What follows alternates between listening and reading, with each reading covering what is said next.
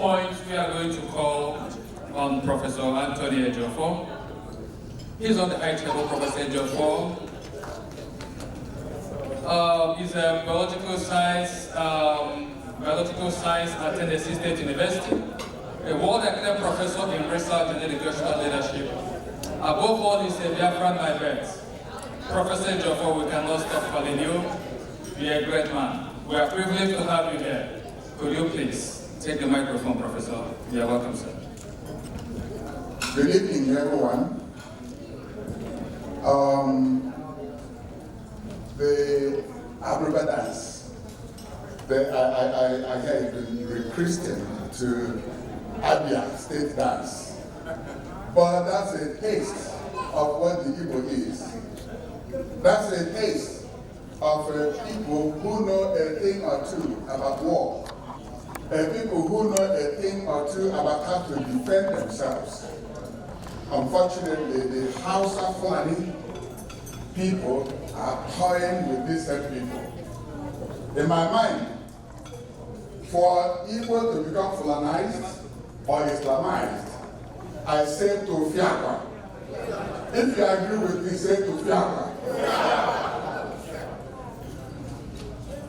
Now let me go back a little bit. The ladies preempted me by, my wife's birthday is in 2 days, and right here they brought out, I won't say much because I don't want some fracas when we leave here, but, but I was preempted. Thank you all very much for inviting us. We've come all the way from Nashville, Tennessee to be here. It's not our first time in Boston, but it is the first time we are engaged with IPOB chapter in this place. So it is a thing of pleasure that you invited us to be here. And before I go on, where is that African-American reverend who was here? Is he gone? Are there other African-Americans here?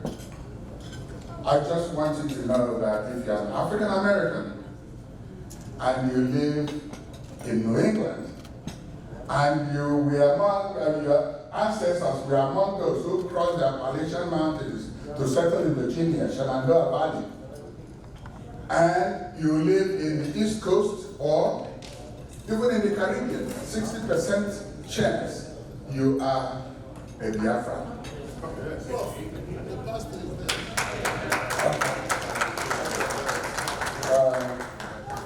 Pastor Terence. The man is not looking this way. I was saying that if you live here in New England, or your parents and grandparents live here, or you have relatives who are among in about 1638 after the 13th Amendment, the abolition of slave trade, and they crossed the Appalachians to the Shenandoah Valley, or you have people who live in the East Coast, even as far as the Caribbean, that there's 60% chance you are a Biafran. And we'll give you that honor. And we want you to know that we do have Igbo village in Staunton, Virginia. Sometime later this month, there will be a big celebration. We have DNA services that allow people, your people, to connect with us. There's need for you to connect with us because there is now danger with your ancestral land. I look around too, and I see other people who don't exactly look like us. My friend here is one. And there are a number of them over there. I just want you to know that they are here because they believe in equity. Because they believe in justice, they believe in fair play. They believe in live and let live. That's why they're here. And if you have that spirit, that tells me also you are a Biafran. Please give them a round of applause.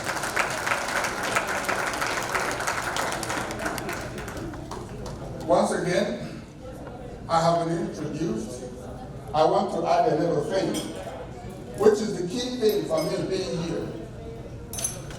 I am the chairman of World Igbo Congress.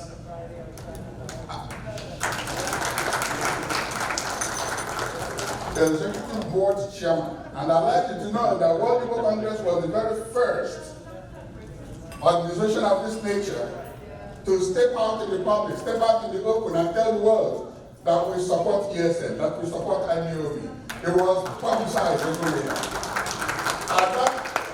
At that time, it was an anathema to make such admission in the public. And for an organization of that magnitude, we did it because we believe in the cause of Biafra. I didn't know Nnamdi. You all were watching that video from his wife. For me, it was very touching. If there is any resolution, if any commitment we had of Biafra, I redoubled it when I listened to that young lady. You see the amount of yoke she is carrying, all on our behalf. Not to talk about what the husband is going through. I met Nnamdi face to face, 2019. Before then, I had planned to go see him in Israel. I believed in what he was promoting at that time. I believed in what he was preaching to Nigeria. I believed in what he was preaching to his people, the so-called leaders of the Igbo in Nigeria. I believed in that, and I contacted him. But before we could consummate that plan, he moved to UK. And as soon as he got in the United States, he got in touch with me through the legal advisor of IPOB. We hosted him, that was what Madam Bridget made reference to, in Atlanta. And the same night, I attended the Biafra celebration of the IPOB. I made a statement. I said in our language,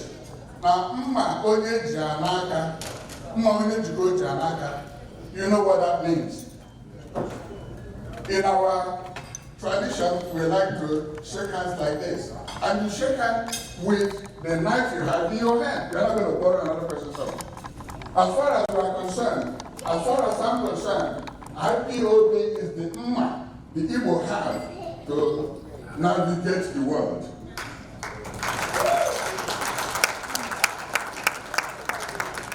Therefore, we must do everything we can, everything within our power. They are our muscle. We are going to enforce that muscle. Why are we here? We are here because the sword of Damocles is hanging over our head, the head of the Igbo. We are here because our son, our precious son, Nnamdi Kanu, was illegally abducted and brought to Nigeria for no just cause. We are doing everything to ensure that he is released. We are here because we believe in Biafra and we want Biafra to come. We don't even want Biafra to come tomorrow. We want it here and now. A lot of references have been made to the Fulani. I'd like to take a moment. Hello, ladies and gentlemen. May I have your attention, please? May I have your attention, please? What is happening here is very dear and important to us. So I'm asking each and every one of you to please respect the speakers when they're up here talking. Please keep the noise level down, please. Thank you, my friend, all the way from Cincinnati. A lot of references have been made to the Fulani here today. I want to take a little time to put things in perspective in terms of pinning down the exact time our problem started. Bruce made reference to centuries, right? Specifically in 1804. Before then, the Fulani had started from Djibouti area and had swept across the Sahel up to the Futajalan Mountains. Now they are sweeping down. 1804, they touched down in Sokoto. And since then, they happen to be the very last ethnic group to come into Nigeria, like the geographical space we call Nigeria. There have been like 400 ethnic groups in Nigeria before them. But since they came in, things have changed. The center no longer holds. There is no longer peace. And it is them and them only that do what? Are trying to bring Nigeria down. Well, let them burn Nigeria if they want to, like they've been burning it, but leave my Biafra for me.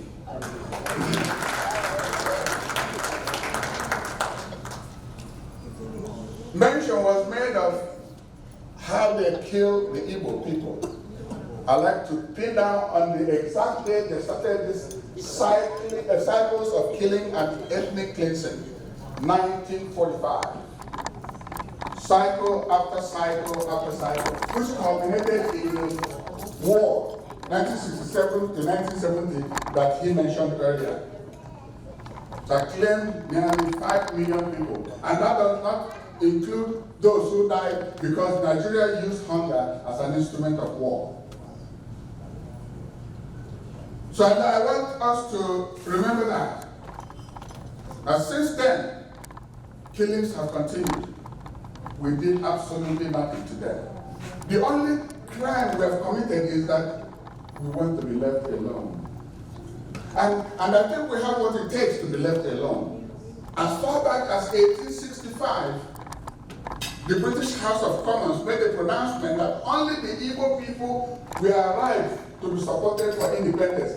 1865. That was 49 years before the so-called amalgamation.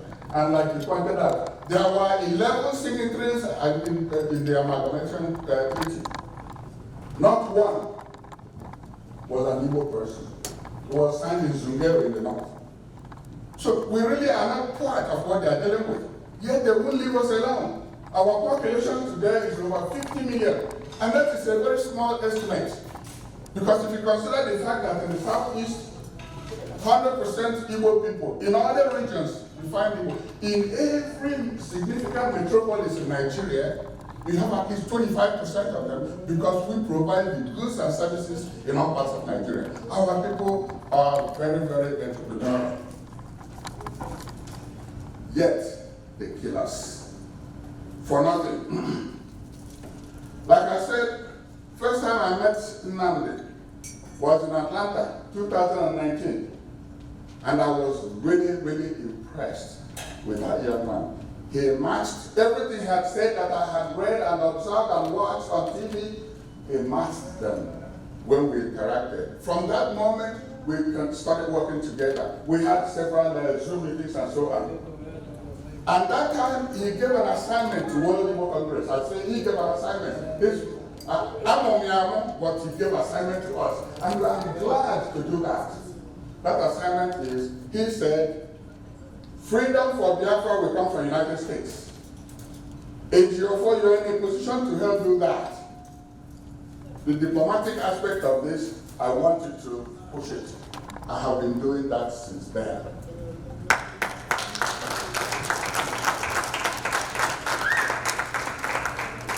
I'll give an example. We have approached the Congress, senators, members of House of Representatives, the State Department, and so on. Among what Bruce said here, we are pushing to have a special envoy representing American interests and report it firsthand, because a lot of things are happening in the State Department that you don't want to be proud of. This is why our story is not coming out. So we want a special envoy. We are making that demand, and we are pushing for it. We are asking for the foreign who are killing us because these are the real terrorists. They meet all the 3 criteria from the State Department for classifying or grouping an organism as a foreign terrorist organization. Yet they are going free with AK-47 and marauding and doing all sorts of things to our people. Yet they turn around. IPOB, led by Nnamdi Kanu, that believes in justice, equity, and fair play, During community, they turn around and say, proscribe IPOB, terrorist organization. Like you heard him, America knows that IPOB is not a terrorist organization.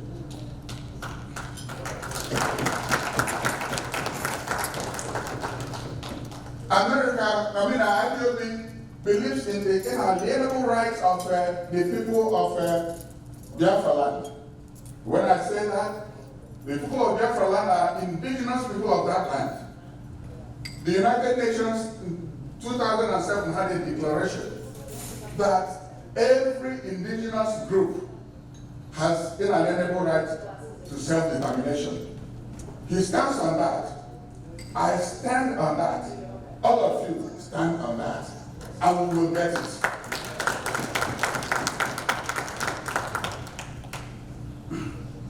I mentioned African Americans, and I mentioned they are our people. Chances are you are our people. Chances are you are a Biafran. We are looking for the Black Caucus. We are looking for the African pastors. We are looking for African churches. These are the people, the real diaspora, because now it has become colorful. Everybody says, I am diaspora Igbo. No, the real diaspora Igbo are these people. They are the real diaspora Igbo. We have our great hope that they will partner with us to break through the doors that we want to get into. We are coming. I got your number now, okay? So we must quote our diaspora brethren, be it in New England all the way to the Caribbean, not to talk of those who found out. We cannot do all this. You already listen to the First Lady. There was one thing she repeated. At some point I lost count. Because I wanted to make sure that everybody heard that. Oneness of purpose. In our language, if we don't have oneness of purpose, we're not saying all of us collapse what we are doing in order to, but have a target. Let us make sure that we do not miss that message. It's important to us. So IPOB must be back together. If you listen very clearly, you will know that there's a problem somewhere. That problem must die for Biafra to come. I always say that Biafra must come. Being a biologist, let me give you a little bit of biology. Somebody introduced me as an industrial microbiologist. You know, when you put a seed in the ground, and that green seed begins to germinate, the cotyledons, the parent seed, will have to die for the new plant to come out. If it means Nigeria being that parent seed and dying, let us go for it. Yeah.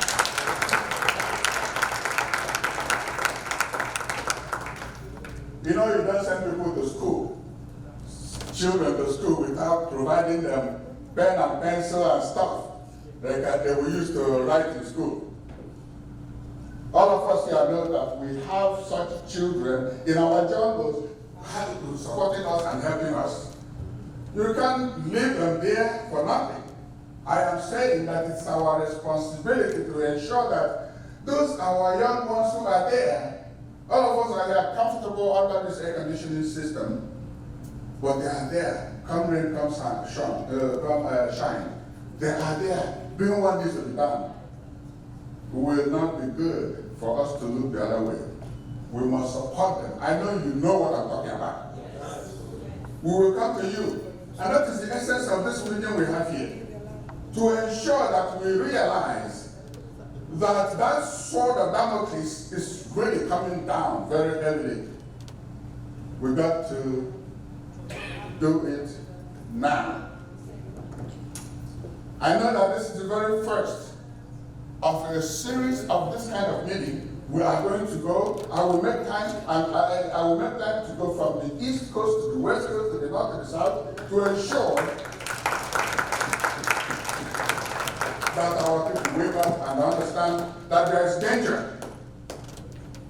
We must mobilize to ensure that the availability of resources for our children. We must pursue assistance from other people, our friends, like I talked about here, like the Congress and all those people. We must seek assistance from them. But I will also say that a child that wants an adult to pick him or her up must raise her hand or his hand. If you keep it like this, the adult will leave you and go away because there's no place you have not given him encouragement to pick you up. We will raise our hands so that our friends will come to our aid and help us.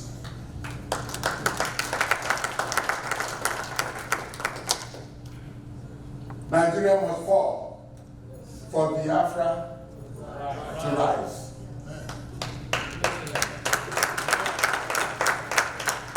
Rising Sun survival. That's a complex statement there. Rising Sun and then survival.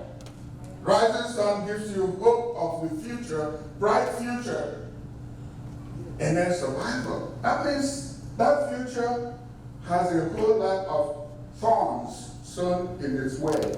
So you got to step on thorns. Those thorns we are going to trample upon, and we're going to crush it, and we'll attain Biafra.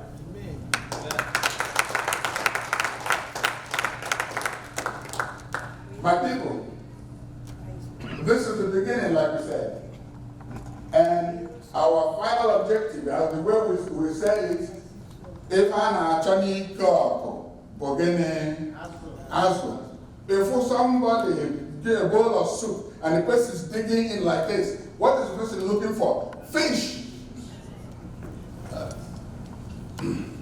All this hassle, the fish we are looking for, and the bottom of the bowl is Biafra. Biafra must come. And I will be there when it will come. I've advanced quite a bit, but I feel it in my bones that I will see Biafra. My children will see Biafra. And all of you here will be happy and sing glory to God when it comes. Thank you all very much.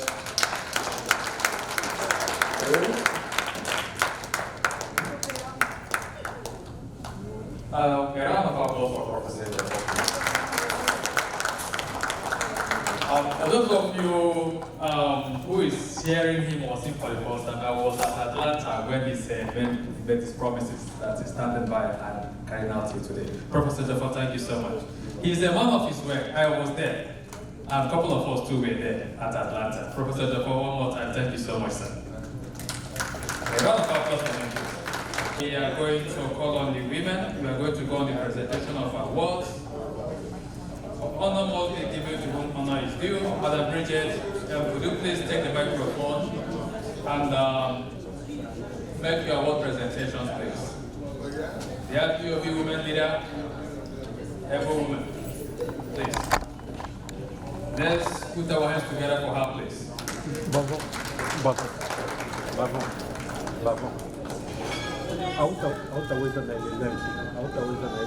I cannot give this by myself.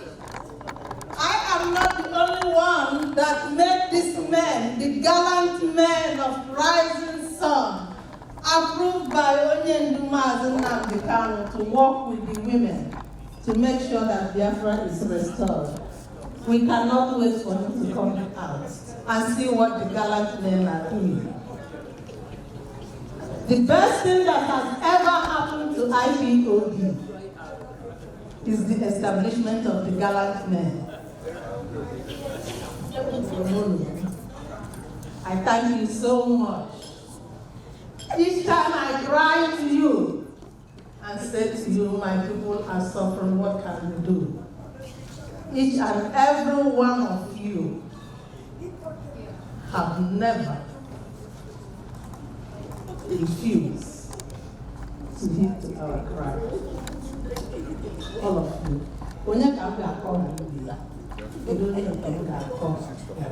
All of you have been awesome. I cannot wait for you to come out and see what you are doing. The first presentation tonight is a golden memorabilia. This memorabilia is something that you can keep in your house, and everybody can see.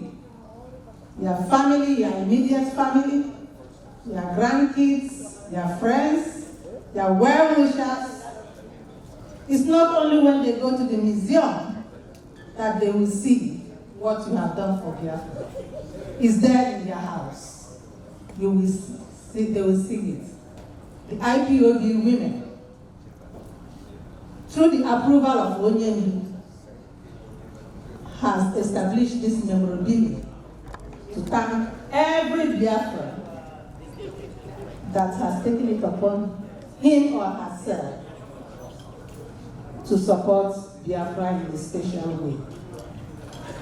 And the gallant men of IPOB have taken the lead to be the first group to receive this memorabilia. And today we have 3 awards to give out to them. And the first one is a golden award. It's a golden award that is going to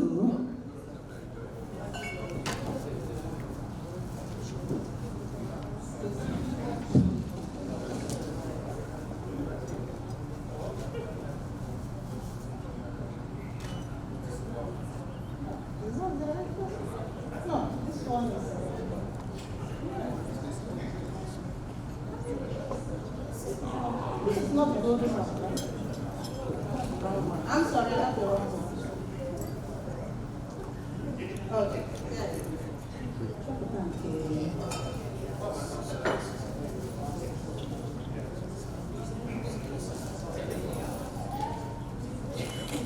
But sit down.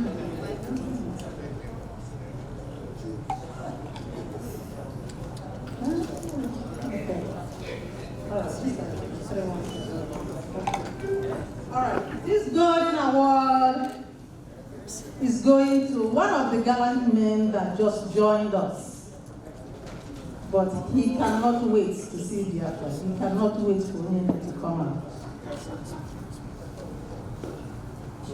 I don't want to cry, and I don't want him to cry for what he has done. And who are we talking about? Who is this man that we are talking about?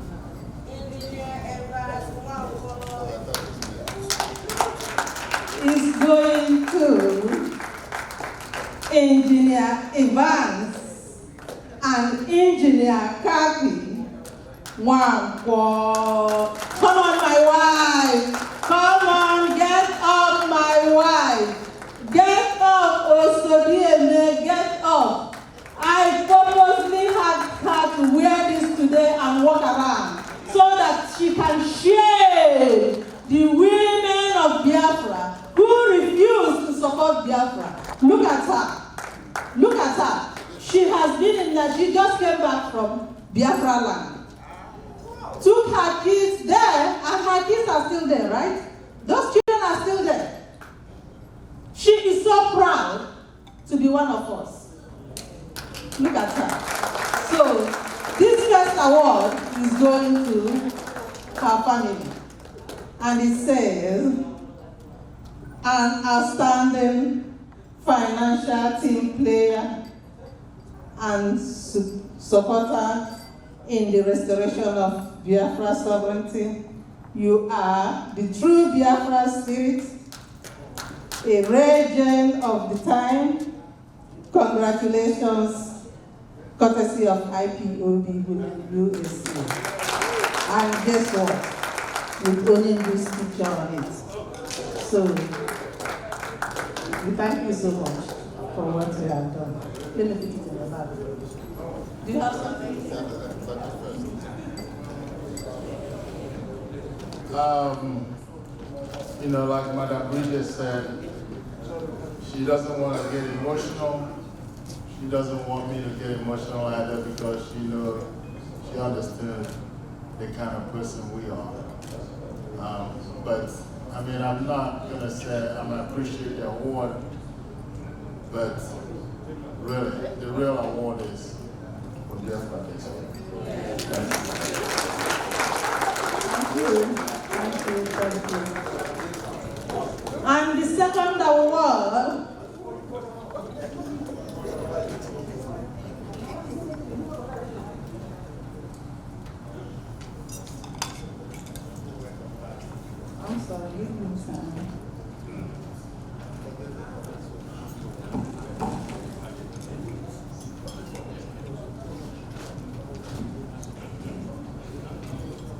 The second award goes to another gallant man.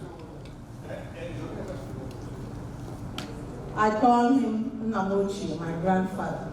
When I met him, and we had a meeting with Onyendi, he speaks so slowly, you will not even believe that it is him. When he started giving all the gifts that he was giving, I said to the women, we have to pursue this man. We have to follow him. We have to find out where he is. And we started writing thank you letter. Every time we send an email and say thank you for everything that you are doing. Then eventually he became one of the gallant men. This gallant man is a game changer. When we are having a meeting, once he logs in, he keeps quiet. You won't even know that he's there. After all the discussion, and sometimes when we have problems and do not really know how to solve it, he will bring out a solution immediately. And he will change, everything will change immediately. And who am I talking about? Dr. Religious and Mrs. Nkiro, correct?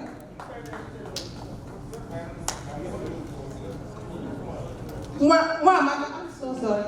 Dr. Remy Okai and Mrs. Mwamaka Okai. Please get up and take your family award. Come on, baby, come on.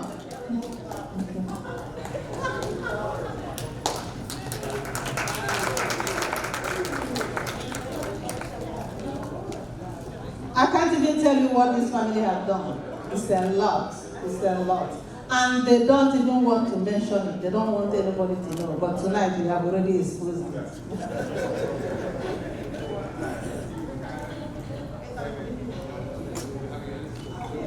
I'm going to read it too. It also says it's a Platinum Award presented to Dr. Remy Okai and Mrs. Mwamaka Okai, an outstanding financial team player and supporter in the restoration of Biafra sovereignty. You are the true Biafran spirit, a legend of our time. Congratulations and courtesy of IPOB USA. Thank you so much.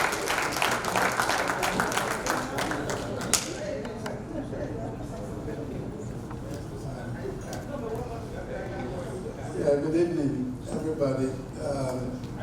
I'm really honored. I didn't expect this.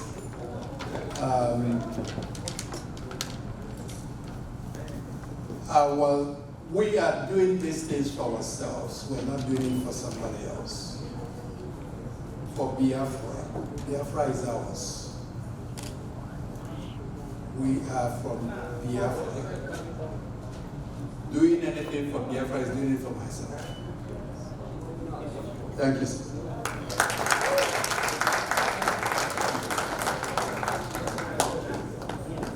And guess what? The last award goes to a man. When he started, You have heard that there are people that we have now different groups, right? When he started, I have to be honest. He went to one group, gave and made his donation, and after he heard of how transparent, how outstanding IPOB women are, he came to our fundraising, and after our fundraising, we gave our report as we do, very transparent. We will send every dime that we receive to him with a spreadsheet that is outstanding, to the point that they gave us an award. And he switched gear and came to us. And ever since then, he has been with us. For him, it's a lot. I can't even imagine what he has done. To the point that we changed his name overnight. Nobody knows him as Mazi Maxwell anymore. But what do we call her? Uncle Mas. We changed his name immediately and started calling him Uncle Mas. Nobody knows him as Mazi Maxwell did anymore. Everybody, both young and old, calls him Uncle Max. So the third award is going to him. We thank Uncle Max so much, and he is actually the host, the first host of this Rising Sun Foundation, and he is also the CEO of Rising Sun Foundation. This man will cry. I tell you, sheer tears because of Onyendu Mazen Namdekan. That is the type of person we are dealing with. And she is doing all this with his dear wife, a beautiful one. We call her Collie Baby. Is she around here? Collie, come and take your family award, please.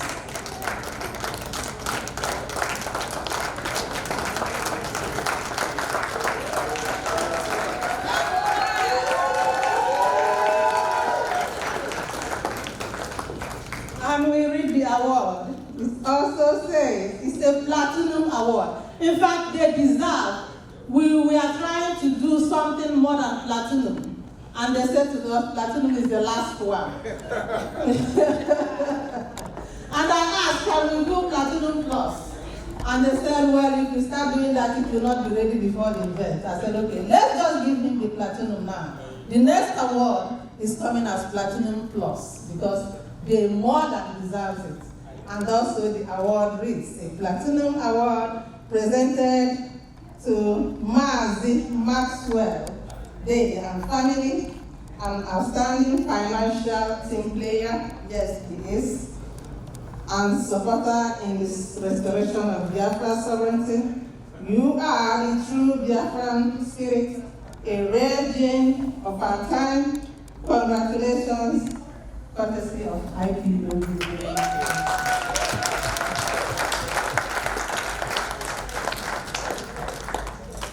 It is beautiful. I encourage everyone to aspire to have one of these. Join us. Join us. Have one on our calendar.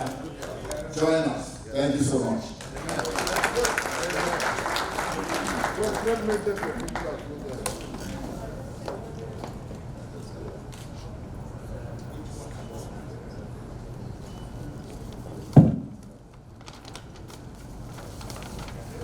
And I tell you what, it's not only the gallant men that have received this award. Somebody, a veteran, has received it in Atlanta.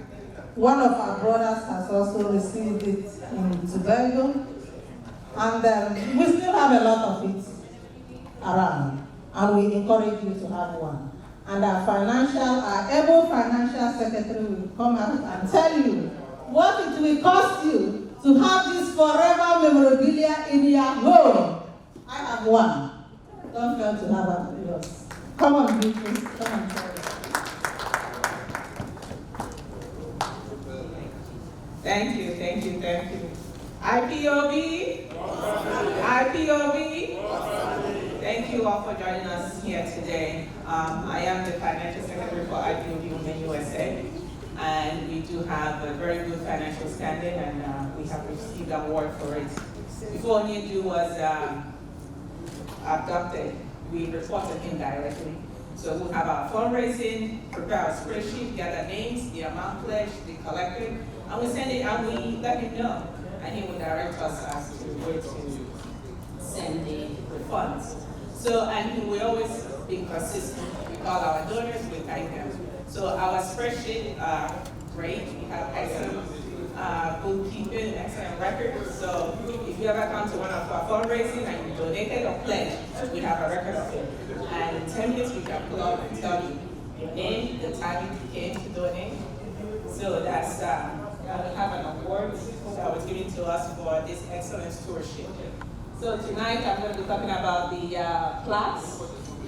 So Stacey, you're going to help me further? Thank you.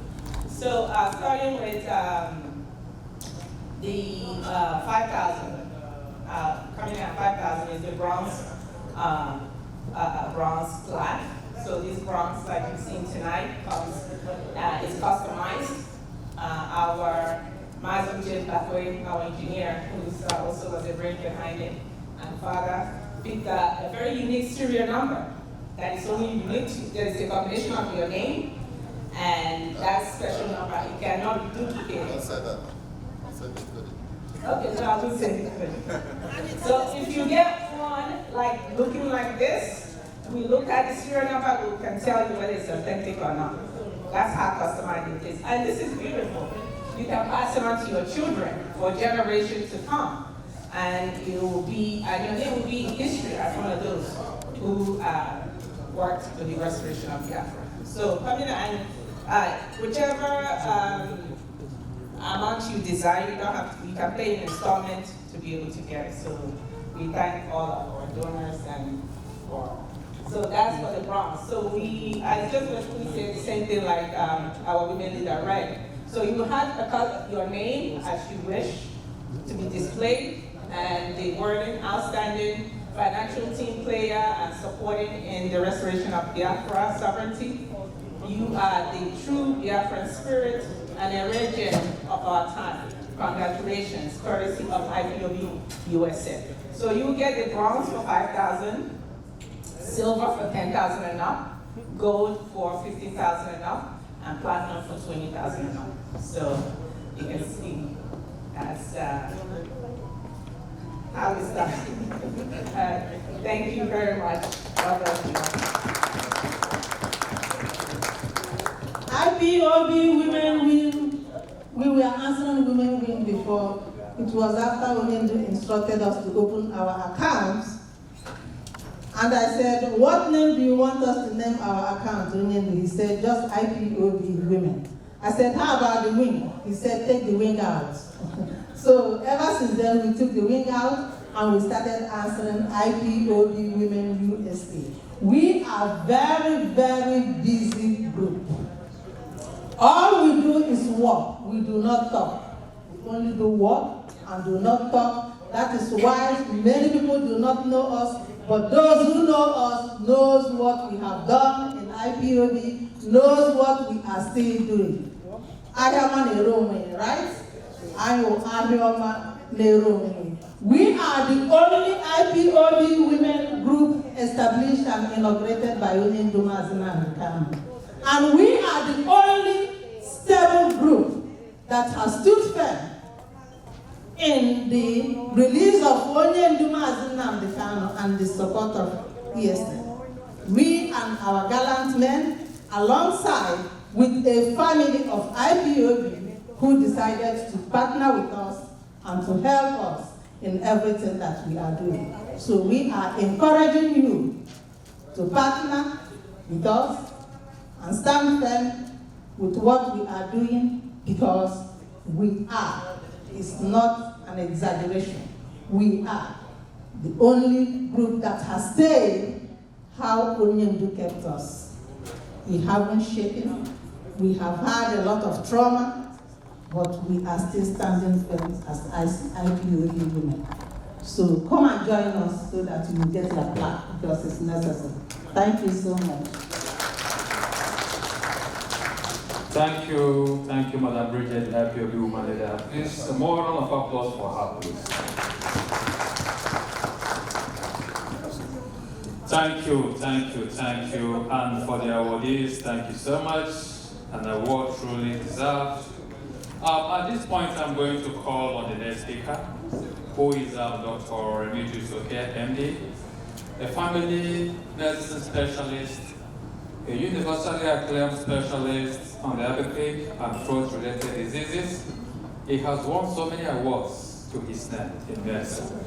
Dr. Remy, okay, could you please take over the microphone? And a round of applause to usher him in, please. He deserves it.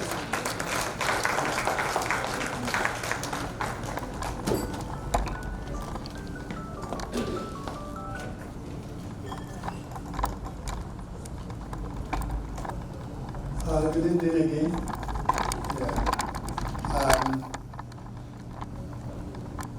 I'm not a very eloquent speaker, and I would welcome everybody to this occasion. This occasion organized by Brother Max David. I really thank him a lot because I believe that this occasion today is the beginning of the end for the actualization of Biafra.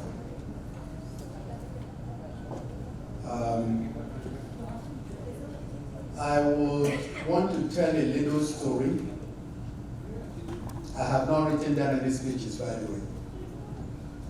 But I want to tell a little story about me. But it's just to illustrate what Biafra is to me. I was born in 1967 during the Nigerian Biafra War. My mom used to tell me stories about how they survived the war and how I survived. I wouldn't have been here.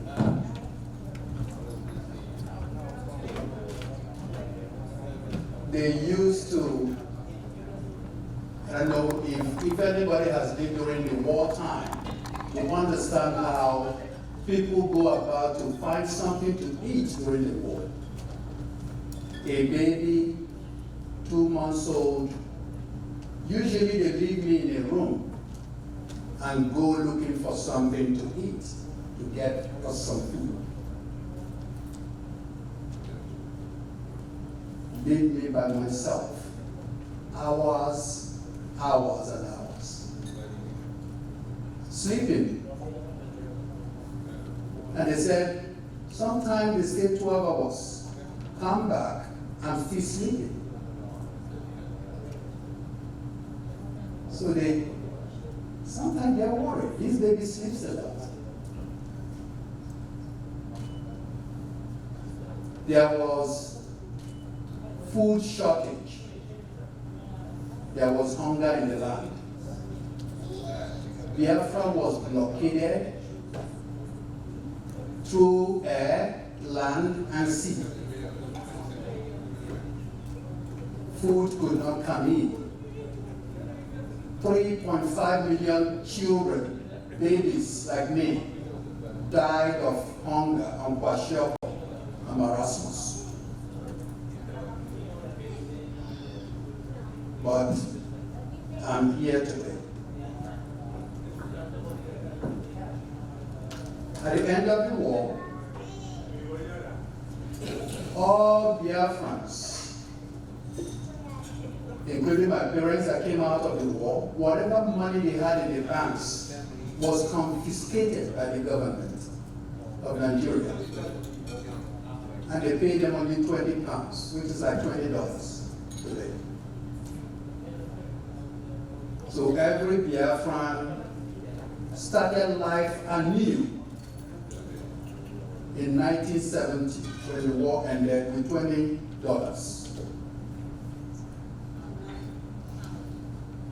Only God knows how we survived, went to school, got some education, and here today, I'm in the United States medical doctor. Is that not a miracle?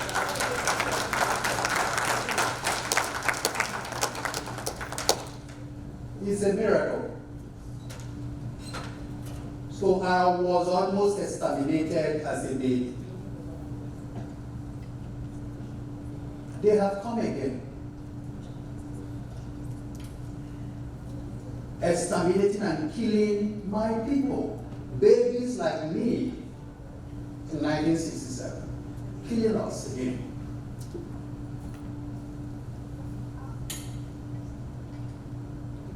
I don't want that to happen again.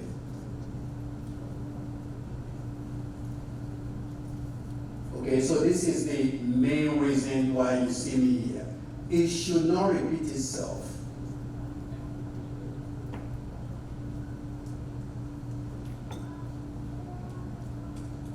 So that's my little story. I think if somebody hears that story, you would now understand why the passion is there. You will now know why Biafra must be achieved, because the only very way to keep the children alive and prevent the genocide that claimed 3.5 million kids, the only way to prevent it permanently is to extricate Biafra from Nigeria.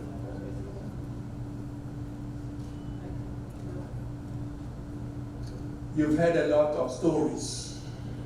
This did not begin in 1967, even when the story I told you. It started long before. We are dealing with a people that do not see us as humans because we are not Muslims like them. They want to exterminate us. So it will not stop. Whatever you do, it keeps coming. That's why the answer and the conclusion of every reasonable person has come to that.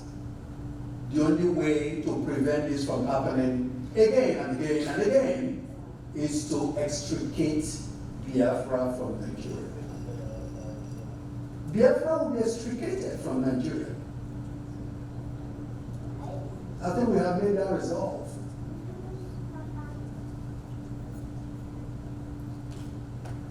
Okay, that's that. That's about that. The other thing is, I want to, kind of give a little description. I'll use medicine because that's my field to describe a few things. If somebody is sick, even in my culture, in those, my grandfather is a native, the so-called Dibia of, his name is known everywhere in my own area, Okamudele. They used to say, I will say this in my language, Yala. What does that mean? If somebody is sick,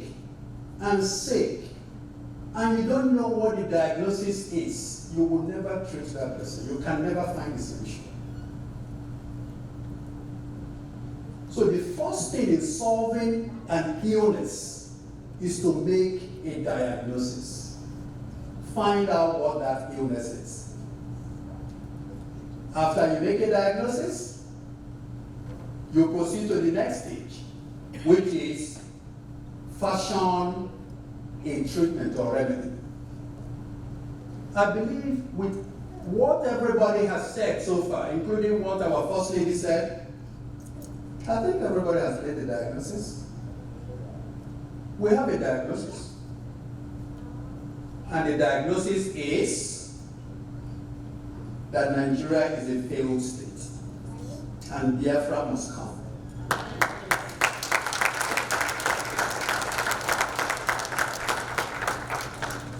Okay, now, if Nigeria is a failed state, and Biafra must come, how do you fashion the treatment?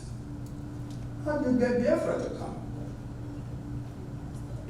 A lot of people have proposed ways. But we know that from what the First Lady said and from what many people said here, you need unity. You need unity. But that unity comes when you have everybody working for the same purpose, not having infiltrators who have sold out to the Nigerian state through bribery and are still sandwiched within us.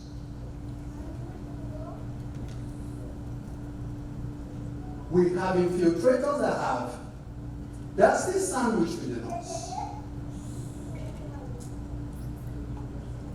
People in IPOB know what I'm talking about.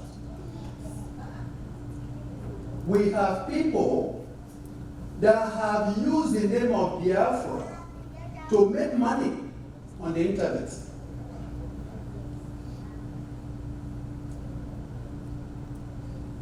Okay? That is one of the reasons why some of this gathering here, where you see people physically, take the struggle away from internet. Make the struggle I see you, you see me. We shake hands. You see who you are giving financial support to. See them physically. Shake hands with them. I don't think any Biafran should be giving people money you don't see. You don't even know where they are. You can't get accountability from them over the internet. I'm not here to talk about things we have supported and how we have helped so far. That's not the thing. We are talking about how to forge ahead anew. And the way to forge ahead anew is this kind of gathering. That's why I greet all of you. We need to have more of this kind of gathering. You see people that are doing what they should do. I bet you somebody who is compromised comes here. He won't be comfortable. All the people here, they are here because they don't have skeleton in their cupboards. They're here.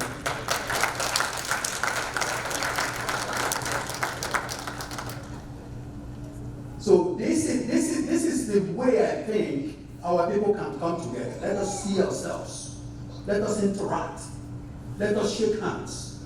Let us see who we're giving money to. Let's get accountability. If we give you money, we need you to post it somewhere so we can see. Okay?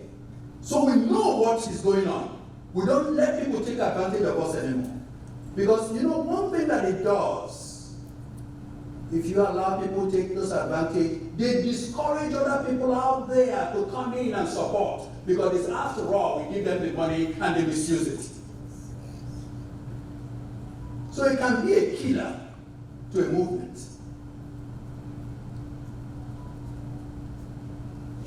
You know? So, my people, we have something similar to this coming up in Houston, 6th of August.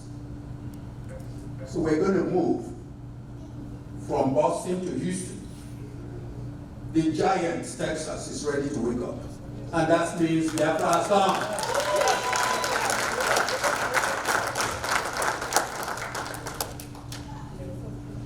In Texas, we're going to mobilize artisans,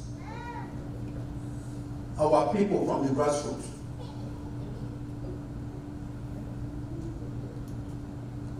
to continue in this fashion,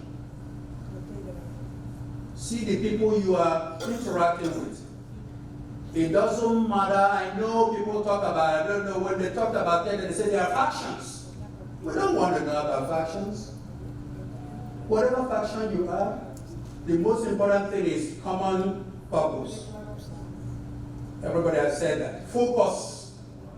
You can be in any faction, but focus. See where you are going. We all get there. Just like somebody said, the road will merge eventually. But let us not pull ourselves down.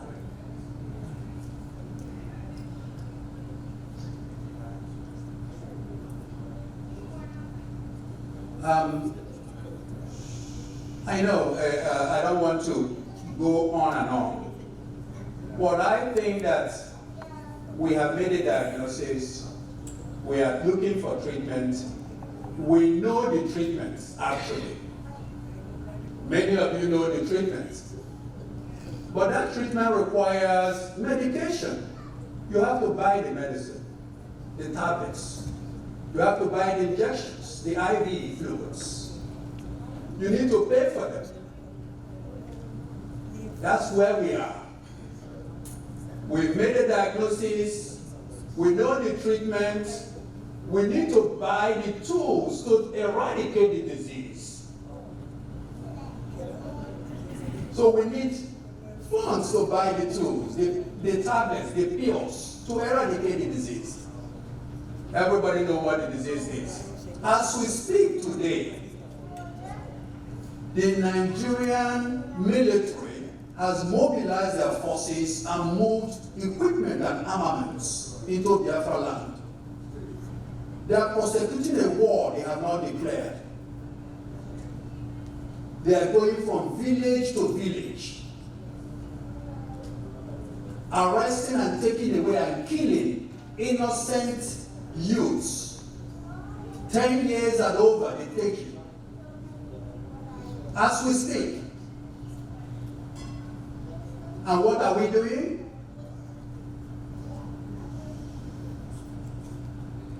I mean, over here in Texas, of course, in Texas, you come to my house, we did not kill you first. You know us in Texas, right? We're all armed. We have our arms, self-defense. So we should have that ability. We should have that ability in our land. If you come into my compound and you want to kill me, I'll kill you first. It's self-defense. But they are going into compounds with, unarmed people, harmless people, children. They are killing fathers in front of their children, shooting them there. Killing mothers in front of their children because there's no defense. So, it's time to wake up, Biafra people. And it's been said that the solution is in the United States. Thank you very much.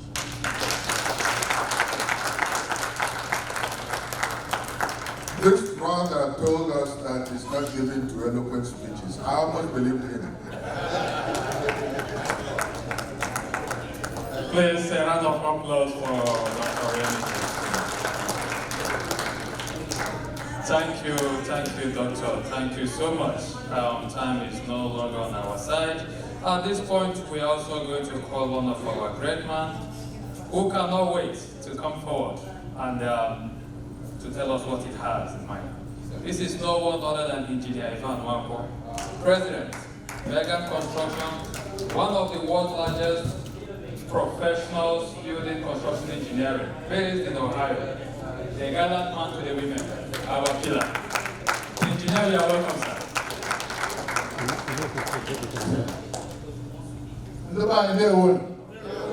Igbo kwenu, Biafra kwenu, America kwenu. Well, it is indeed an honor to be standing in front of you today to make a few remarks. And I'm also here to affirm Professor Benjafo's remark that if Dr. Remy is not a good speaker, we're all in trouble. And I do want to thank Uncle Max and the IPOB women for putting this on, because the best way for us to start this movement is to let the people know. Our story has been one that seems to be hidden for one reason or the other. That I hope moving forward is no longer will be a hidden story. It will be a story that will make sure that each and every soul in America is familiar with. I know that we've spent too much time together, so I will be rather brief in my remarks. I will tell you that Biafrans and Igbo people are blessed people. Amen? Amen. We are blessed with natural resources. We are blessed with natural beauty. And we are blessed with human intelligence. Amen? Amen. So I was just driving around about a couple of months ago in the Biafran land, and I happened to be with my two boys. And my son says, "Oh, that's stop." So then I stopped. And I said, "Why do you want me to stop?" He said, "Dad, just look at the palm trees." All natural stuff in the village. We are indeed blessed people.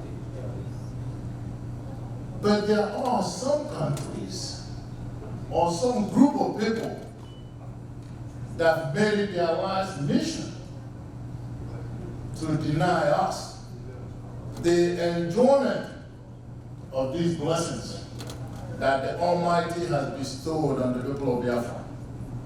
To that I will say, God forbid. To that I said, God forbid. God forbid. So I was battling on what freedom really means.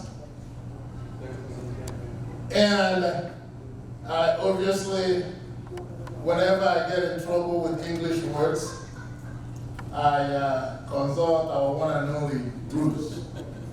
So I'm saying, Bruce, I went to Webster's dictionary, and Webster says that freedom is the state of being free. What the heck is that? But anyway, so here's where we concluded that really freedom is the right to achieve one's purpose within the context of a civilized society in which you have a voice. Ladies and gentlemen, that means that we have the right to self-determination. Amen? Amen. Like I said, I'll be brief, and I'm concluding already, even though I'm just starting. So I was born in the 50s. Even though you look at me and say, "Are you serious? It looks like you're born in the 70s. But really, indeed, I was born in the 50s. And at that time, we were under the British colonial rule. They told us how to, they told us when to, they told us where to. Isn't that the case? Some of you that are old enough.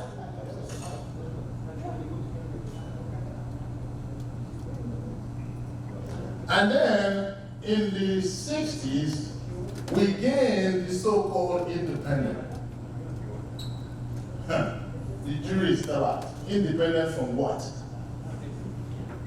Because what the British government managed to do, as it is in the playbook of colonialism, I don't know if you know if there's such a word, but I just made it up, is to always put the least deserving in charge. Because then you can do whatever you want to do. So what happened? Who did they put in charge? Not the Biafrans that are Christians like they are. but the northern Muslim Fulanese were put in charge. And through them and by them, the British government managed to still control what's going on. They still told us what to, where to, and when to. So then, in the 70s, I decided to leave the country and come to the United States. The land of the free and the land of the brave. Is this the land of the brave? Well, of course, there's no question. But as an African American, the second part of that equation, which is the land of the free, makes you wonder if you're totally free. The jury is still out. And ladies and gentlemen, I am here to tell you that I am tired.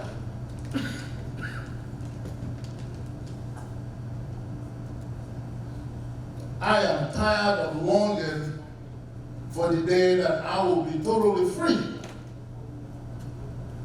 I am tired of longing what the type of world with my family and my young sons see.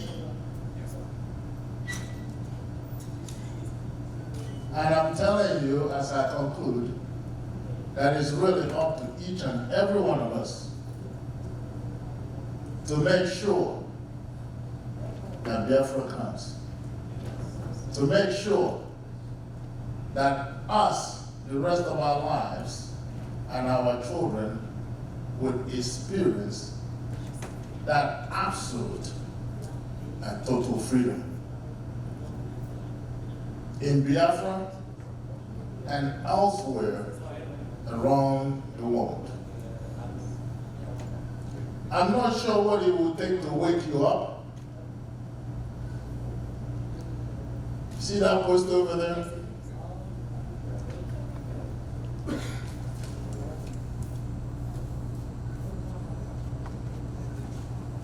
Ladies and gentlemen, you know a bruise. You know the bruise that has been the champion, our champion. You know the bruise that has defended us, and the bruise that is seen to it that our story is out there, and that our leader, Mazi Nnamdi Kanu, achieved a sense of victory and freedom. But there is another bruise. Hello? There is another bruise. And that's Bruce Meron. A young man, 20 years old, full of hope, full of aspiration, a student of Columbia University. So this young man, Bruce, saw what was happening in the Biafra land, saw all the genocide and all the injustice. He wrote to the president, he wrote to all the high government officials, and what did he receive? Radio silence. This young man was frustrated, did not know what to do. But he made the ultimate sacrifice in order to get the attention of his government. This young man set himself ablaze.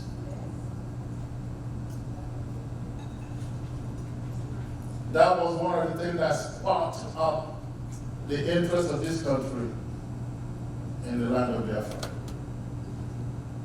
And for this young man, I stand here today because I could have been one that perished in that war. He died so we may live. And ladies and gentlemen, if Bruce Mera is not a Biafran, he's not even of African descent, yet he made the ultimate sacrifice. So if Bruce will do that for Biafrans, you and I, what are we willing to do for Biafra?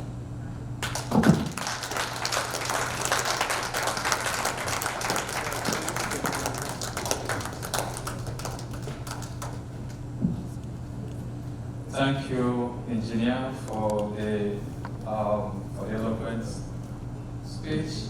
Thank you so much. Please, a round of applause for him.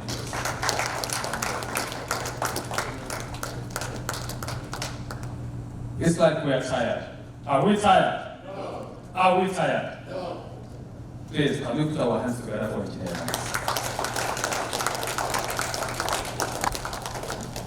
At this point, I will call on the woman here to take her turn. Madam Bridget, could you please take over the microphone? A round of applause while she takes the program.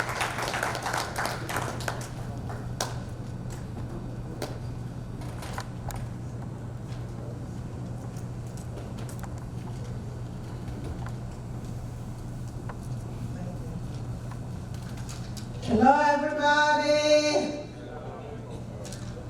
There. As you know, my name is Mrs. Bridget Ukafo. Just like I said in the afternoon, I decided when I was given this position to take up all the title. My husband is the Knight of Columbus for 17 years, and the chief, a special chief in his village. But when I was given this position, and after I listened to the OIC agenda, how one of the hate speech of Ahmadu Bello was converted to the OIC agenda, and how they planned to destroy us forever. As I was listening to that agenda, I could see what we are suffering from economic marginalization to the extermination that we are seeing today, was all planned 50 years ago, while we were innocently living our life, acquiring all the degrees and all the titles. On the other side, we never knew that the Fulanis were planning on how to rubbish all those titles and destroy us. All the big grammar, all the big English that we speak doesn't mean anything to them. As we are speaking it, they are laughing at us. So when I was, after I listened to it, I said, listen, not that I'm against title, but I said, it doesn't mean anything again. They have destroyed everything we have for life. My husband is not happy about it, but eventually saw with me why I said, don't call me lady. If the Fulanis could do this to us, I would just remain simple, Mrs. Bridget Ukafo, until Biafra is restored. And he went by it. Now, all my brothers that have spoken tonight have really said it all. And I thank you for everything that you have said. For me, what I will say tonight will center around the questions that my people have asked.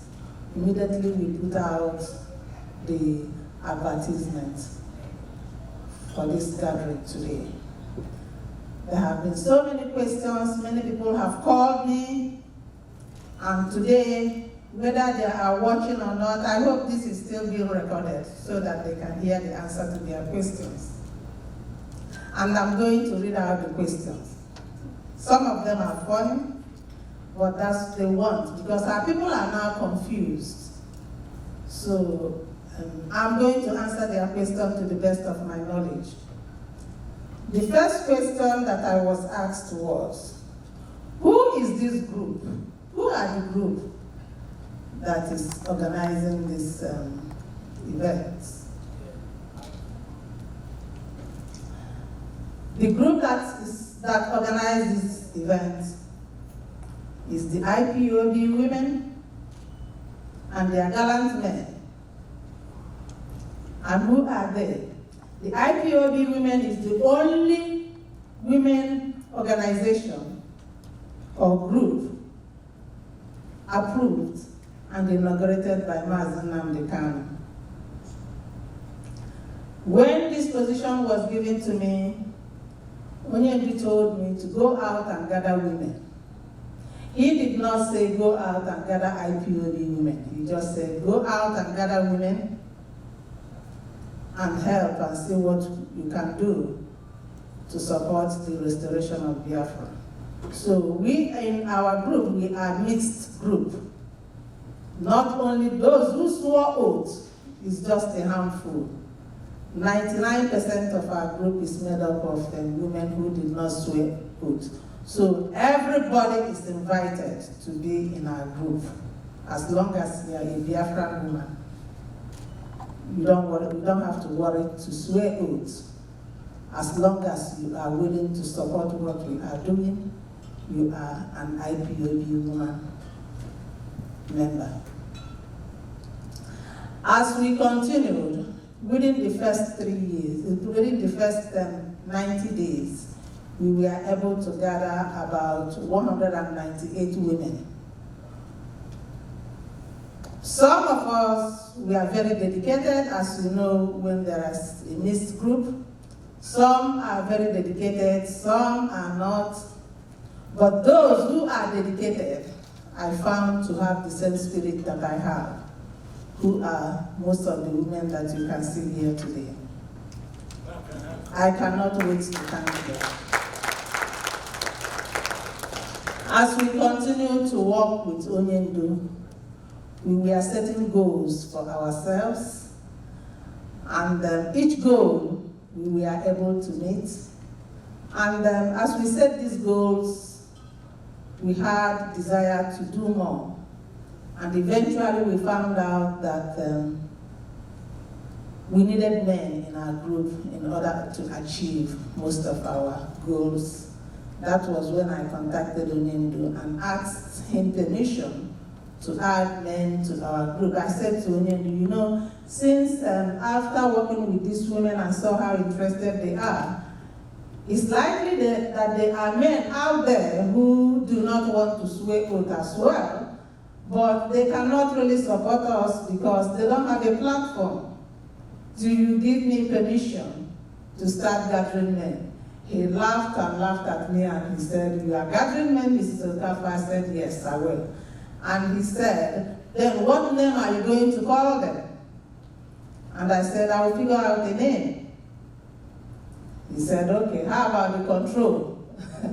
I said, well, it will be under, the women are going to be the management of the group. It will still be managed by women. He said, are you sure you will be able to do it? I said, I will try as long as you give me the permission to do it. So he allowed us to start gathering men. This is what you have seen today, the men that we gathered. So those who are asking, the people who are in charge of this event, is the IPOB women and their gallant men. The second question is the present confusion that we have in IPOB. Yes, when Onyendu was renditioned, 2 weeks after that, we started having all this commotion. And the IPOB women were the group that stood up to make sure that it stopped. We tried both sides. We tried all the best we can to make sure that you do not see what you are seeing today. But you know, everybody is adults. They have to do what they want to do regardless of whatever advice you give. And some of you have seen how much I have been castigated. There is nothing that they have never said about me. It's because with Onyendu being rendition, I felt that our primary concern will be how to bring him out from where he is. But unfortunately, I found out that there are people who that is not really their primary motive. And it really broke my heart to the point that I have to go to anybody I feel did the wrong thing, I will call the person on the phone. We do not go to the social media and speak to the person privately and tell the person openly that we do not appreciate what he or she is doing. So we tried the best we can to correct it, but we couldn't. We tried even, we have documentation for what we did. We have records for what we did. In case when Onyendu comes out, we can present what we did to make sure that what you are seeing today is not there. However, among our women, I'm sorry I have to mention names because some of you have had some names and they are confused. They ask me, are you IPOB women or are you Umada? We are not Umada. What happened is that some of the group that formed Umada is within us. And there was a woman which everybody knew came into our group, took 3 women. 3 women who have the agenda, and they went out and they formed what you see as Umada. Because of the fact that they were in our group, so you cannot differentiate if they are with us. So some people still call us that we formed Umada, but no, we never formed Umada. So they went out there, formed Umada. Eventually they had problem after a couple of weeks and they split. So right now out there, you can see 2 different Umada operating. But still, the IPOB women that I lead, we are still intact with the women that still believe to work based on the rules and regulations and everything that Onyendu has stipulated for us to follow. Then another question they asked is, then what are you doing? What have you done so far? Our achievement is tremendous. When Onyendu was here, we are like Ahioma Neromi. We are the only group that have done fundraising and given reports. No other group has ever done it. And our achievement is in our website. We have a website, the IPOB, the African Women Media House. You can go there and see our past achievements. Our present achievements, you can see we are the one that is working with Bruce.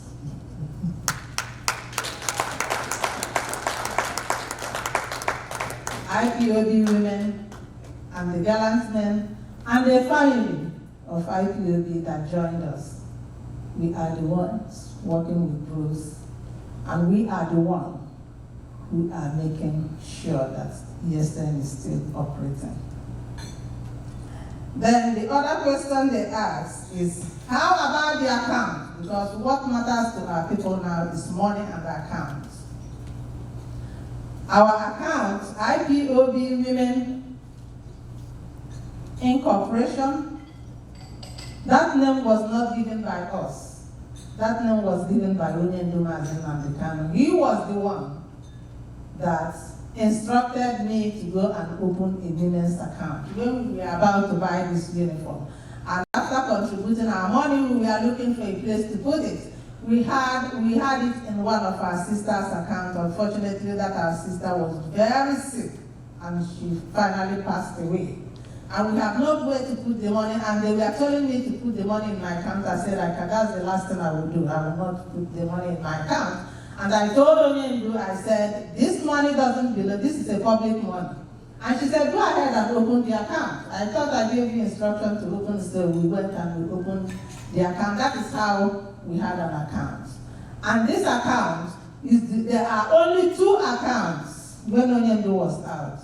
2 accounts that were approved by Onyendu to raise funds here in USA.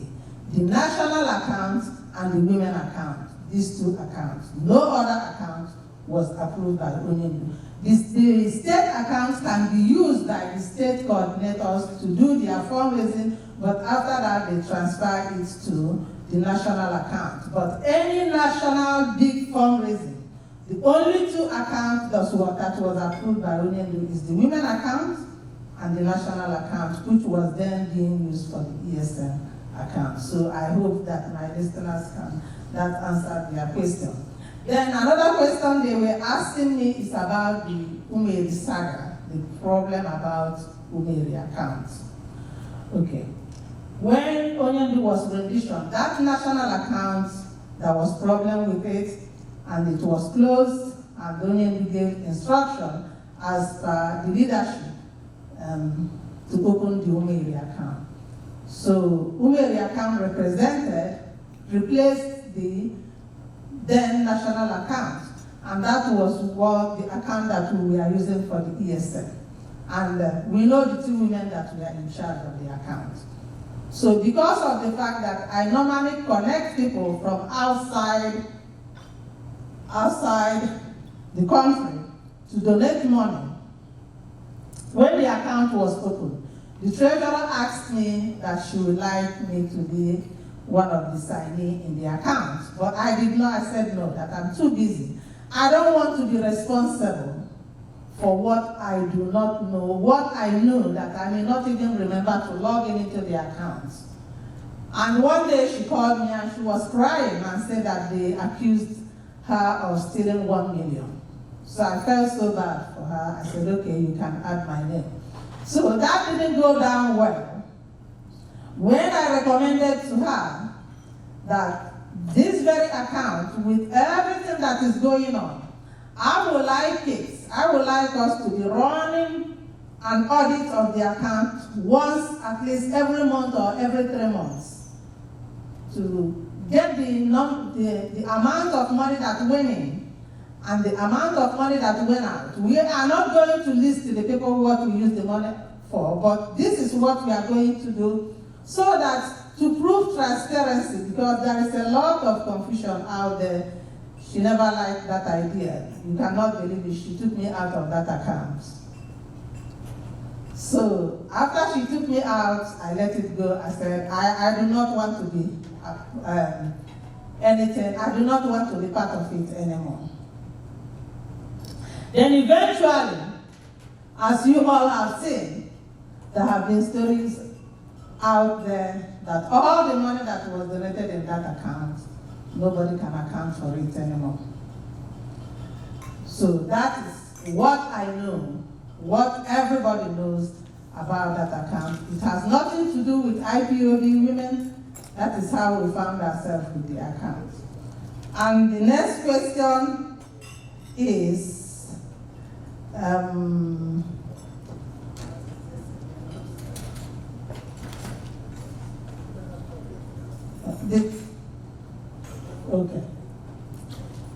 The next question is about my title. They also asked me, why is it that I have to take off all my title? Does it mean that if somebody wants to be a leader in IPOB? I have already explained that. However, let me tell you in a nutshell what IPOB women have been. I have to take you to what I call the pilot experience. With what we have done so far in IPOB, I'm not saying it because I am the leader, but this is what has happened. I want you to close your eyes and feel as if you are traveling. For those of us who have been traveling outside, those who came here with an airplane or when we are traveling home, and see how, when you are traveling in an airplane, everybody in the airplane is busy doing one thing or the other. Some people are reading magazines, some people are sleeping, some people are doing so many different things. But have you ever asked yourself, what is the pilot doing each time? The pilot is doing what? The pilot is focusing and taking you to your destination. And this is exactly what IPOB women are doing. We are trying to take you all to where you belong and where you have to be. They will. Thank you so much. Thank you. Please, a round of applause for the IPOB women here. Our time is fast running out. It's really fast running out. At this point, we are going to call in on our brother, Mazio Sitadem, all the way from Canada. So it'll probably take like 5 minutes because we have no more time, so we can accommodate other things we have to do. Stacy, could you please make that happen? Thank you.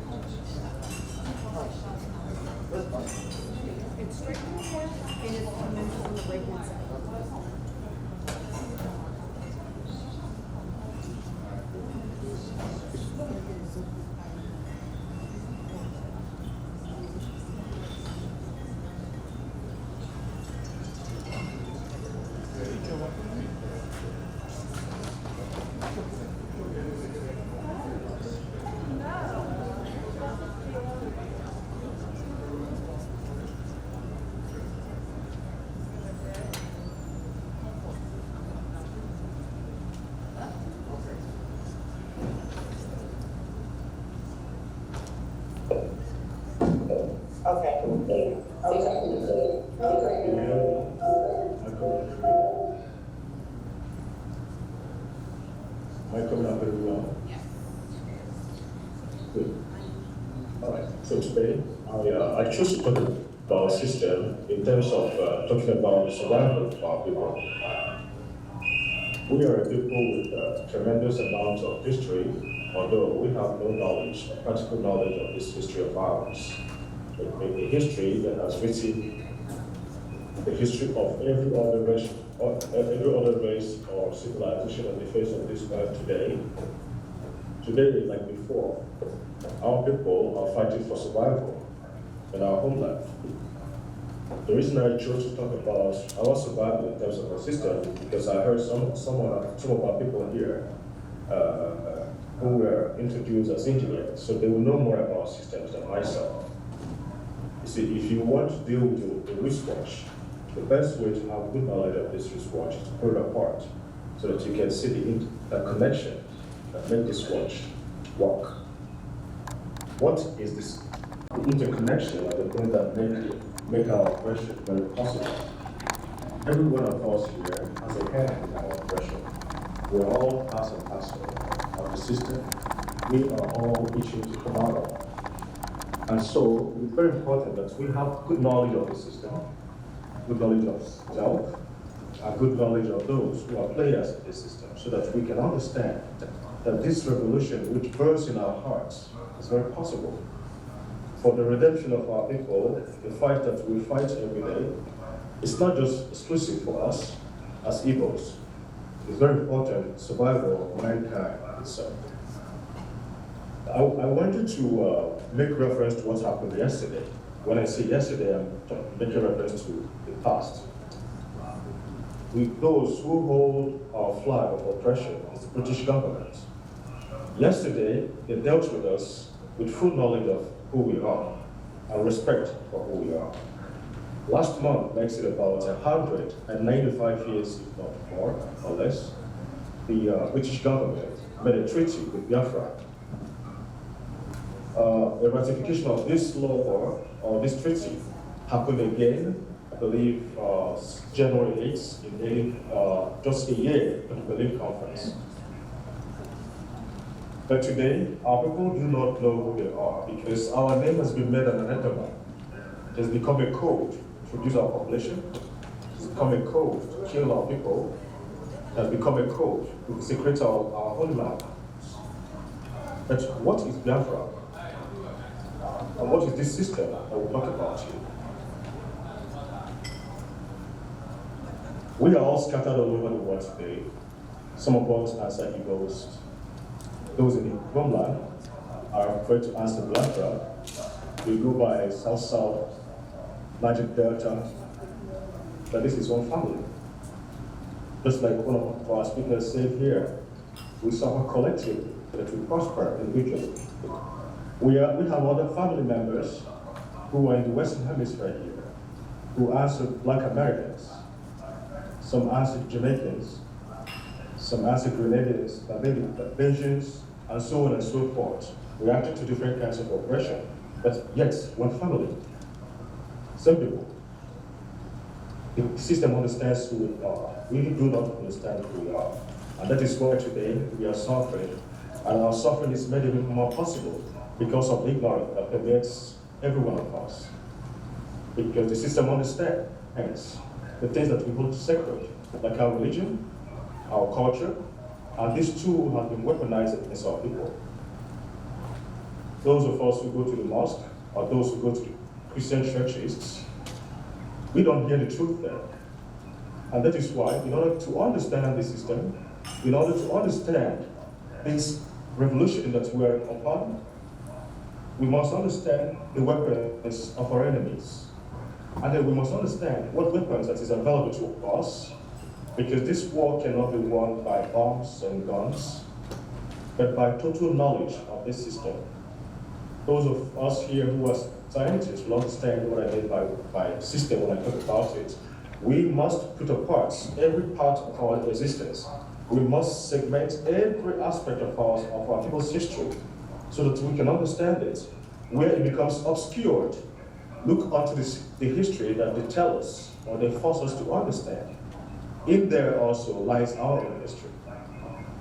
We have grown up reading our Bibles, our Qurans, without seeing ourselves in those pages. Meanwhile, the document from whence those books were interpreted from was written by the fingers of our ancestors. The same system that we're talking about is the same system responsible for what is happening to us today. And in order for us to win this fight, in order for us to understand what is going on, to understand who we are, we must understand why is Biafra an anathema? Why is the Igbo man hated? Although England may boast of holding the flag of our subjugation and persecution, but the very fundamental laws that laid waste to our people's history, our culture, our way of life, and is responsible for keeping us in the slave system today, was laid in America in 1710, in Virginia precisely. The law was called Meritorious Manumission Act. I urge everyone here, our friends and ourselves alike, if we are determined, if we are determined about the freedom that we seek, both collectively and as a people, the Igbo people of Biafrans, it is important that we go back and understand this law, because this law was relevant then as it is relevant today. It's become the foundation of most laws, international and otherwise, made about us. This is the reason why we betray one another. This is the reason why we call ourselves Niger Delta. This is why those of us who think we are Igbos better than others do not care when anything happens to the other people. This is the reason why we are all separated, one family against the other. This is the reason why we have Jamaica, we have those who call themselves Black Americans. This is the reason why we have all manner of names after ourselves, because we have been disconnected from who we are. I take a little step backwards to bring us into the fore of some of the things said about us, so that we may have an inkling of ourselves and the responsibility that we owe this earth and mankind. Because you are not killed because you are seeking for the freedom of Biafra. No, you're killed for more than that, but you do not know that. Your freedom signals the ultimate liberty and freedom of all black people on the face of this earth, if not all mankind. Your freedom, the coming of Biafra, brings an end to the lies that have perpetrated this subjugation of mankind, the lies that you see north, west, east, or south of this earth. Your freedom is what Daniel talked about in Daniel 5 and Daniel 7. Your freedom is what the sages have spoken about in so many sacred books all over the world. The first educated white man, Homer, thousands of years before Christ, in the first book he wrote, the Iliad, he spoke extensively about you. He called your land. You call yourself children of God today, but you don't behave like one. We don't act like we're children of God. We're disconnected from this history of ours. Homer said our land was the land where men were gods, the land of the gods. This is not to pride any one of us here. Having access to this knowledge of who we are wakens us to the responsibility that awakes us today and tomorrow. Because we have a system that has sustained itself by our blood, by the subjugation of our people far and wide. This same system has breaded upon us like feudal colonial mentalists whose actions are at the cost of our very lives, millions of our people today, and millions more to come. But if we go back into history to actually identify who we are, so that we can know whether the claims that we are the children of God, if this is true. And if this is true, then there are responsibilities for this heritage. We call ourselves Madu. No other nations on the face of this earth identifies human being as Madu, but you. This is both true of you, as it is mythologically true about yourself and your spirituality. Like I said earlier, winning this war that is set upon us is not by bombs or guns or by contributing dues or collecting money and then somebody else makes away with the money, like we're all dealing with. This is all part of the system taking root from 1710, animation art of 1710. It is beyond that. How do we come together with this reality? How do we see ourselves in the pages of history that we read? How do we see ourselves in the pages of our Bibles and our Qurans? How do we connect to yesterday so that we can best live today and lay a better foundation for tomorrow? That cannot happen unless we begin to accept the truth about ourselves and put away those truths or those lies that have been taught to us in our schools, in our churches, through our cultures, through our elders and those who were groomed with perfect disciples and enforcers of this system. Just refuse, yes.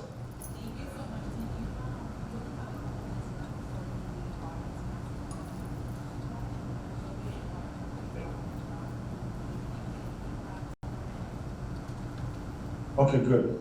Okay, I just want to, in case of time, I'm going to bring every thought that we're trying to explore here together.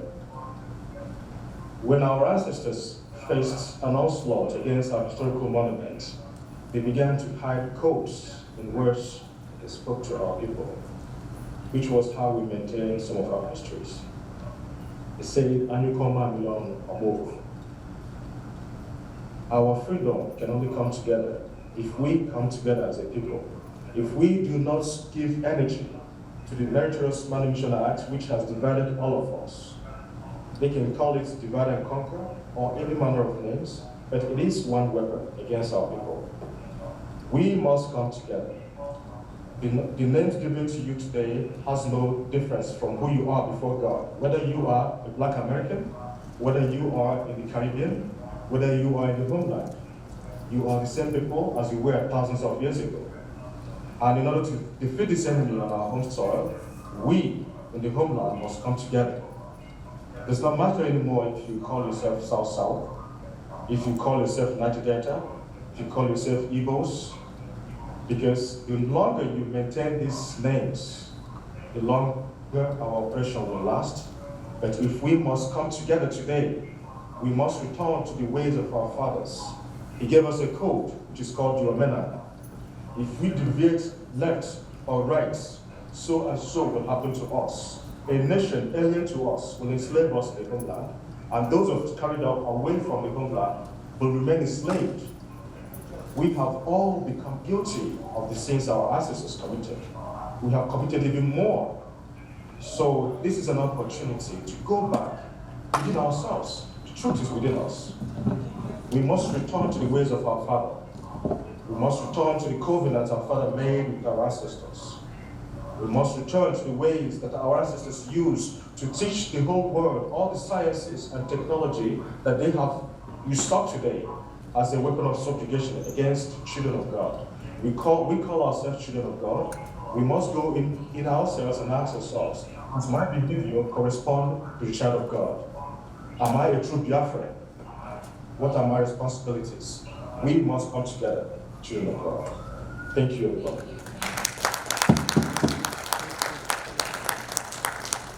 Thank you so much. Thank you, and thank you for your patience. So finally, I will call on Reverend Father Dr. Augustine Odimegwa to lead us with a closing prayer and a vote of thanks if time permits.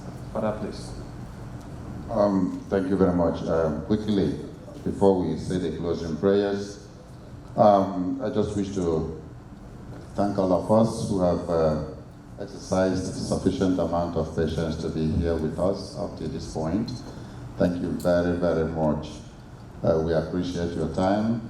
We know what it means for somebody to spend hours, but I think it is a time well spent, because what we are pursuing is as serious as, and is more serious and more bigger than any of us. So thank you for your time. We thank the organizers of this occasion, our wonderful women in their wonderful colors. Thank you very much, and thank you, Uncle Max, for your continued support, along with your wonderful wife, Gallant. Thank you very much. You're such a blessed family. We thank the speakers. It was Archbishop Fulton Sheen who gave a speech in New York one time, and then after the speech, people clapped for almost 5 good minutes because the speech was so wonderful. And at the end of that, one of the pressmen asked the Archbishop, how do you feel for people to be clapping and standing up for you for 5 good minutes? Archbishop Fulton Sheen said, I felt cheated. And the guy was like, what do you mean? Archbishop said, I spent 35 hours preparing for this talk, and they only clapped for me for 5 minutes. I was cheated. So, we just listen to them. It sounds so easy and flowing. We know that they put in hours to get their thoughts and their ideas together. Thank you very, very much for doing justice to our invitation. We appreciate your sacrifice, and we assure you that we are taking your ideas to heart moving forward, so that we get to our destination. We thank the MC, of course. You did a wonderful job. Thank you very, very much. Ever ready to have. We thank the hotel management, especially those who served us food, drinks, and all that. We thank the IT department, Stacy and Co. You guys struggled with the Zoom, but eventually you were the winner. Thank you very, very much, Mr. DJ. The cameramen, the photographers, thank you. The videographers, thank you very, very much. Many of you were here very early enough to set up your system, and you have remained till this time. Thank you very, very much. We also thank Texas Group under the leadership of Dr. Remy, because they'll be hosting this meeting on the 6th of August. We are looking forward to that. And whatever help you guys will need, let us know. Of course, the women are brought to the task, but we encourage you and support you as we look forward to coming to Texas. Let me use this opportunity to thank New Jersey as a family, IPOB family. They have done wonderfully well since November last year in supporting our ESM. You are a wonderful family, and I'm proud to be one of you guys. You are so great. You inspired a lot of our gallant men to do what they had to do in order for us to keep our wonderful heroes, keep them busy, because like Evan said, they are living under the comrade concern in the forests defending our land, and they are exposed to the natural elements 24/7, the mosquitoes, the snakes, the reptiles, all kinds of stuff, but they never give up because of your support and the support of the gallant men and our women. Thank you very much. Keep it up. And also to remind you that after Texas, we are coming to New Jersey and New York. I hope you guys are getting ready. And let me steal this opportunity to let us know, just to honor the wonderful apostolate that Engineer Vance has started. He is the guy who said, we are going to focus our attention on this young man. He produced the banners, did this one, it was small. He produced a bigger one that is outside there.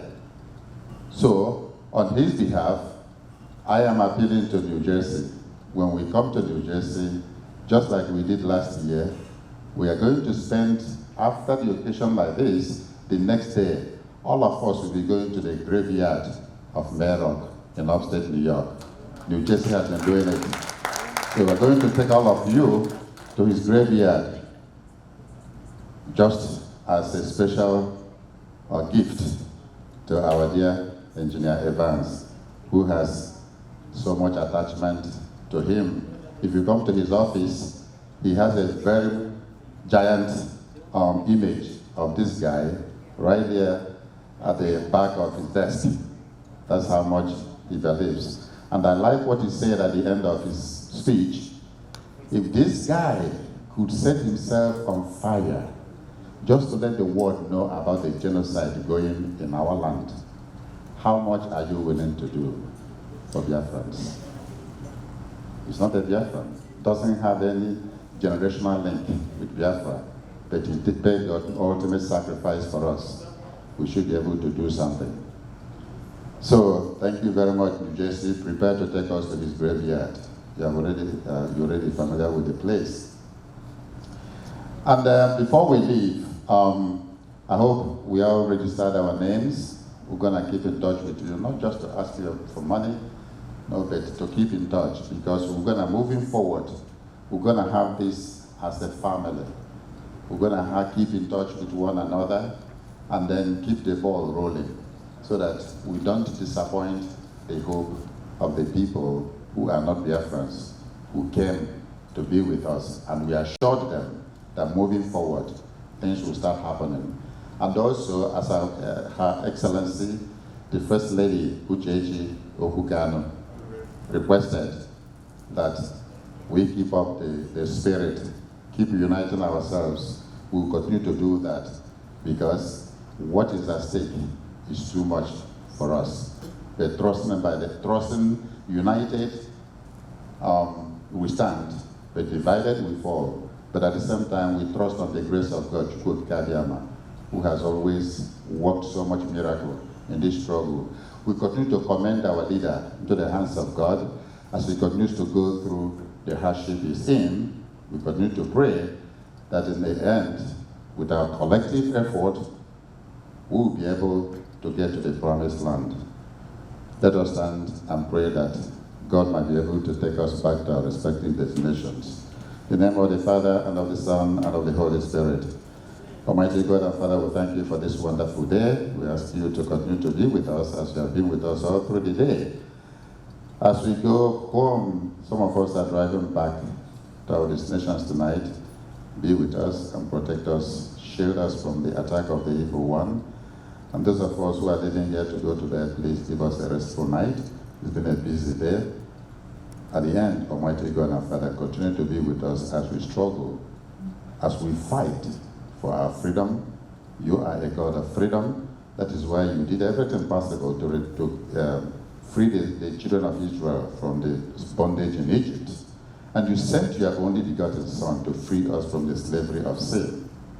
That is how much you cherish freedom. We ask you to support us as we fight for our own freedom. In the end, may your name be praised, both now and forever. Amen.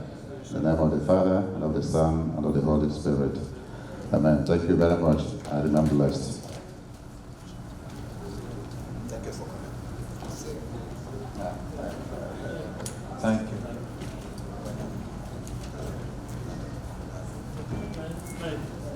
Madam Bridget, hi.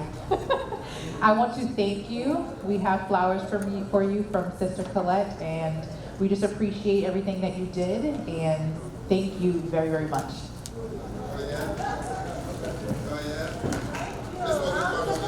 And thank you very, very much. This wasn't part of the program.